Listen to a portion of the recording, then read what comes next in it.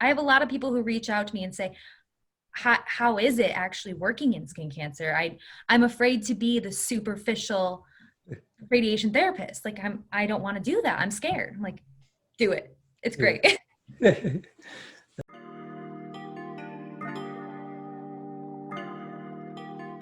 Right now we are in a pandemic, right? Right. I'm sure you've seen some adjustments or, had to adjust to the times. I did have a lot of people who at the beginning did decide to hold treatment because Okay. of the fear of coming out of the house. But now it's, hey, I have nothing to do. Can I come in and get all these skin cancers treated so that you at least get something done during this time? I'm like, come on in. It's sanitized. It's sanitized. So if somebody has to see the dermatologist, they could Mhm. still absolutely go, right? They shouldn't not go and fear And everything's we have always been deemed essential because we do treat skin cancers. absolutely. Whether the patients thought their skin cancer was essential at the time or not was up to them, but we've never closed. I mean, you still need to take care of things. That there is always the option of having skin cancer surgically removed, which doesn't involve as many visits to the office, which I have recommended to some patients who are immune suppressed. So I have a couple people who have chemotherapy that they're still taking, and maybe coming to the office 14 times and being exposed in the elevators isn't the best idea when they can have it cut out. I mean, True. they'll have a scar, but at least they didn't get COVID. So there are options, right? So, and, There's and options. and superficial is just one of the options, which there's a lot of benefits to it, sounds like. Right.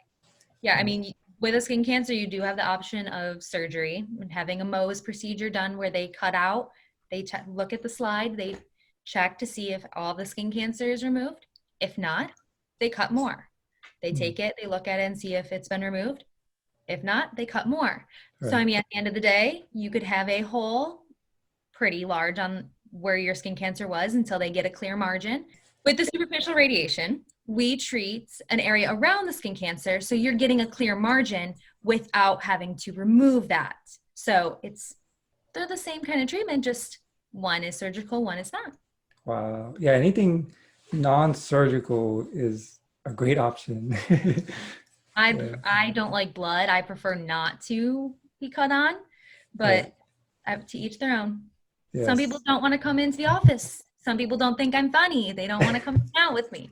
But I have other people who have treated 12 skin cancers with me and they will not do surgery anymore because they know this is an option. And surgery, there's steps to even get to the surgery table, right? Like you have to do They still have checkups. to have the biopsy done. They still have to have the doctors read it, and they still have to have the same, everything done the same up until that prescription. So just whatever prescription is deemed deemed what's the word I want? Appropriate for Right. that specific person and their needs. How did you get into the radiation therapy? And there's the story that I tell when I wanted to get into the program and needed to sound like it was uh, what what the program wanted to hear Right. versus how I found the program. So, I mean, I mean, the professional one is I wanted to be in healthcare. I wanted to find something that could be a long-term job that I could do for that would just be around, and that I had grandparents who had cancer and had Mm. been treated but with radiation. But I mean, realistically, what are you looking for when you're going to college? I never had that, like, oh, this is my dream, like I want to Uh, treat cancer. Okay, I mean, it's a great dream, and I'm sure some people feel that way, but I never had that spark with anything. And so right. I wanted to be a pharmacist. But Okay. I went to my first semester of chemistry in Monroe County Community College, and I hated it. I could not imagine doing another chemistry class. I hated it so much. Right. And so I went on the Bureau of Labor Statistics and I searched pharmacy because I had already done a couple classes. And then I went to suggested careers. And Uh, I created a piece of paper and kind of went through the pros and cons of everything that popped up. And radiation therapy was one of them. well, And the whole thing, once I had it on a piece of paper, comparing it to other jobs, like and other careers I could choose, I couldn't figure out any reason why I didn't want to do it. right. So once I had kind of gotten an idea like, oh, hey, I think this is what I'm going to go to college for. Once I was in it, I was in it. Like there was no going back. Like I had job shadowed. I'm like, this is what you do every day, and you're helping. Like this is it. Like, okay, I'm in. So I had to, but I couldn't tell my program directors that. I don't think they would have appreciated my Bureau of Labor Statistics story. So I had to sell it. But oh, I made the right decision. Absolutely. And really that's how people should choose careers. You should Do what check the works for market. you. I didn't want to be in pharmacy school until I was 28 years old and then graduate with $200,000 worth of debt. Like that wasn't what I wanted. I wanted to do something that was gonna like be what I needed. And so I happened to just I stumbled across it. I mean, it was a Google search. Wow. But best Google search I could have ever made in my life. The information that we're providing people is to say, hey, look, there's other options, you know, there's more than just being a doctor. There's more than just being a nurse. There's radiation therapy. There's ultrasound. There's just a wide selection. Yeah. And when I said I was going to be a radiation therapist, everybody said, oh, you're going to take x-rays. Like, no, that's not what it is. I was like, it treats cancer. And they're like, how do you treat x-rays? Oh, how do x-rays? I mean, I have a cousin who does x-rays of people's feet. I'm like, that's not it.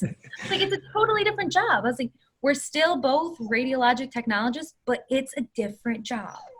X-rays, we're telling people, okay, radiation has these effects, right? But then we're also saying on the other side, but radiation can also cure, can also be therapeutic. So, and I mean, for me, it's like, so you're telling me the radiation from the sun causes skin cancer, but you're going to treat it with radiation. Right. Absolutely. Doesn't make any sense to you, but it's going to happen and it's going to work. And it's going to work. It's been proven time and time again. Proven. We have a 98.6% cure rate. Wow. Same as nose surgery where you cut it out and microscopically check to see if you've removed it. We're right up there.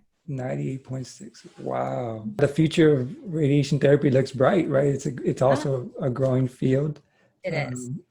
As you mentioned, you're in a dermatologist, but there's other options as well, right? Oncology centers and. Oh yeah, definitely. What I do is not the normal. Normally, a radiation therapist is going to be in some kind of cancer center or cancer hospital, treating in a department that's run with a chemotherapy and an oncology department, and you're just an additional part of a cancer center. Right. And they have to employ a ton of radiation therapists to get all of those patients that they create treated. And so that's the normal job. Like that's what you're taught in school is how to do breast cancer, lung cancer, head and neck cancers, prostate cancer. You barely skim over skin cancer. This is something that isn't taught as much in school, but I'm hoping to make that a little bit of a change so that when you graduate and you're presented with an opportunity to work in skin cancer, that you know what to do and that you're not afraid of accepting that job. I have a lot of people who reach out to me and say, how is it actually working in skin cancer? I'm afraid to be the superficial radiation therapist. Like I don't want to do that. I'm scared. I'm like, do it. It's great. So a lot of opportunities, it sounds like, in just that area. It needs to grow more. It definitely needs to be more available for people, but it'll get there, I think. I believe so. And skin cancer is always a concern. You know, it's always a concern. And unfortunately, it is a problem. You know, it is a problem. The number one cancer is skin cancer.